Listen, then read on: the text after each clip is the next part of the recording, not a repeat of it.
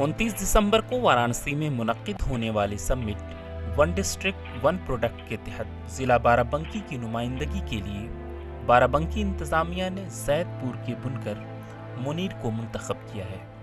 कि पूरे उत्तर प्रदेश में अगर बाराबंकी का नाम आया है और जा रहा है तो इस देश के पटल पे और विश्व के मानचित्र पे कहीं ना कहीं बाराबंकी अब ज़्यादा प्रदर्शित होगा, ज़्यादा दिखाई देगा।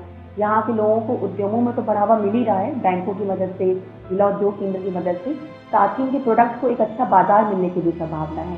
इस समिट में अपने हुनर का जलवा दिखाने के लिए 70 साल बुजुर्ग मुनीर इन दिनों घंटों अपने फन को निखारने की कोशिश कर रहे हैं। गौरतलब है कि वाराणसी की इस समिट में वज़ीर आज़म नरेंद्र मोदी के अलावा रियासत उत्तर प्रदेश के वज़ीर आला भी शिरकत करेंगे। मुनीर का कहना है कि इस समिट के जरिए वो वज़ीर आज़म को मुतासिर करके बुनकरों के लिए टैक्स की रियायत की अपील करेंगे।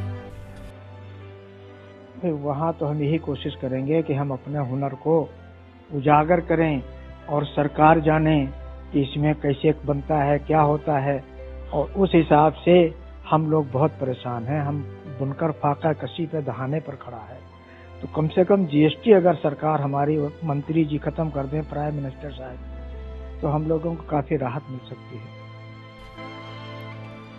बता दें कि वन डिस्ट्रिक्ट वन प्रोडक्ट के तहत हुकूमत 5 सालों में 25,000 करोड़ रुपए खर्च करके 25 लाख लोगों को रोजगार मुहैया कराने का हदफ किया है।